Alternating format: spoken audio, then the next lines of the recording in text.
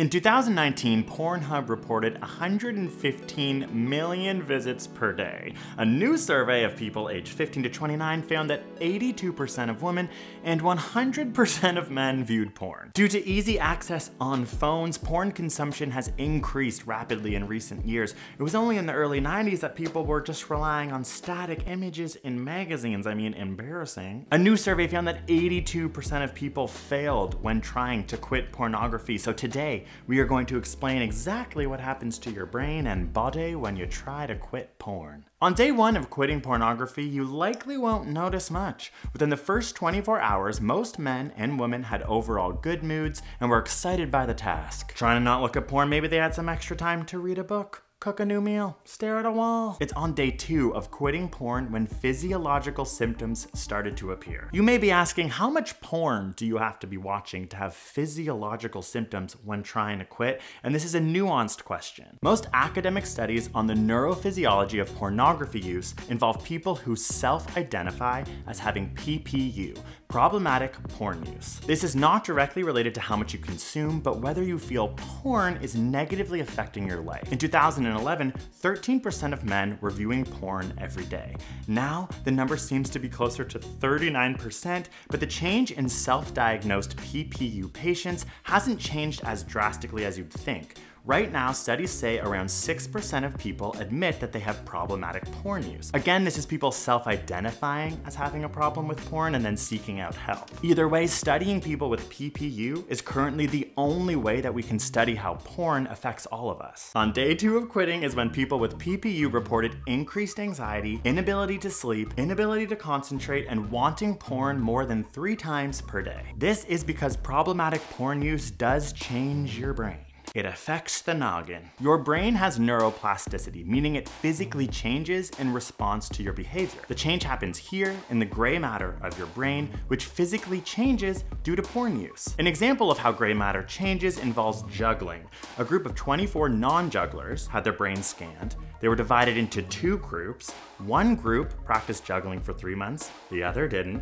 After 3 months, they had their brains scanned again, and the jugglers had significant changes in gray matter associated with processing and storage of complex visual motion. Using fMRI brain scans of 28 men with PPU and 24 men without, it was found that there was a physical change in the ventral striatum of men with PPU. This is the part of the brain linked to wanting and involves dopamine. Dopamine is a neurotransmitter directly linked to our evolution and survival. It has a big impact on our behavior, and if you've been watching ASAP Science for the past 10 years, we talk about it a lot. And it's because it makes us crave the things we need to survive, like food, love, friendship, but also 2 things related to porn, which are novelty and sex. Surfing porn, keeping a bunch of tabs open, figuring out the right one for you, keeps dopamine levels in your brain high for long periods of time. And this can physically change your ventral striatum, and it's the reason why on the second day of quitting porn, you might actually physically struggle. On day 4 to 7 is when most people go back to viewing porn.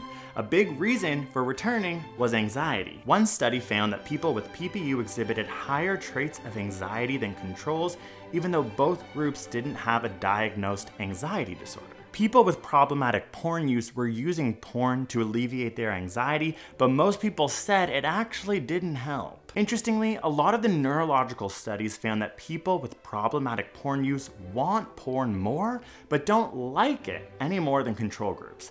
This wanting is because porn affects your reward systems, your dopamine levels, by being a supernormal stimulus. A supernormal stimulus is a term coined by Nicholas Tinbergen. It's something with exaggerated versions of normal stimuli that amplify the qualities that make it more compelling than the real thing. Studies with birds show adding a fake supernormal vividly spotted plaster egg to a nest makes a mother rather sit on it than a real more pale colored eggs. Or male jewel beetles will rather copulate with a beer bottle cap, as the dimpled bottoms are more intriguing than a real bottle. That's right, beetles are out here banging beer bottle caps. For humans, a supernormal stimulus can be junk food. A soft drink is a lot more compelling than the equal calories of radishes or porn. Enhanced novel sexual situations with easy access can be more compelling than real sex. And it's for this reason that many people cannot not last longer than 4 to 7 days without watching porn. A survey found that on day 14 of no porn is when watching porn starts to feel like an intense novel experience again. The effects that porn have on dopamine levels can make it harder to delay rewards in all aspects of your life. And on day 14 is also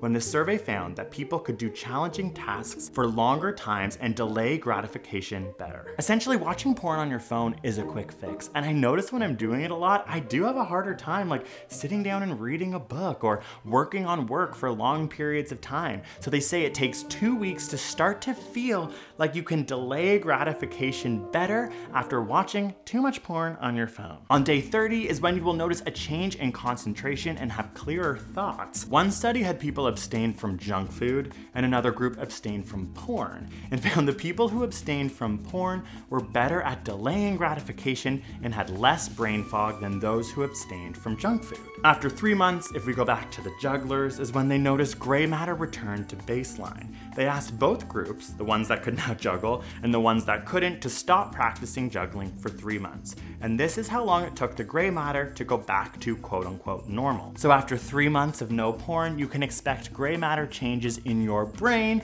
in relation to the lack of porn use. When it comes to advice for quitting anything, it's really challenging to figure out what works for you. I personally think knowledge is power, and just understanding what I've taught you could maybe help you at least realize the impacts that these things can have on you physically. Some studies suggest mindfulness and meditation to kind of slow down the stimulus that is life. Other studies recommend replacing porn use with other novel experiences, trying a new meal to cook, going and having a drink with a new friend, maybe try masturbating without porn. That might be interesting. I also think it's important to acknowledge that a lot of these studies are rooted in homophobia and transphobia and queer phobia. It's very weird. These studies seem to start by saying you might have an issue if you're looking at gay porn or lesbian porn or trans porn before even getting into any of the science, which is a red flag for me. I think, why don't you explain the science first before you start to explain what you think is non-normal porn use? I just think it's important that people know this because I think this information is important. Sexual health is important. We need to talk about it. Porn use is insane now because of the internet. We need to talk about it. And it's just sad that it's been co-opted by these misogynist, homophobic, and queerphobic people. Also, according to Google Trends, porn use has increased in the pandemic, especially in countries where there were stay-at-home orders. So yes, I think now more than ever, it's important for us to learn about problematic porn use and go forth in the world as sexually healthy animals. This is an interesting video. Leave comments below about your relationships to porn. I'll be responding to them, maybe being a little bit more truthful in the comments. Make sure you subscribe, ask us any questions you want to see us answer here on ASAP Science, and we'll see you next week for a new science video. Peace.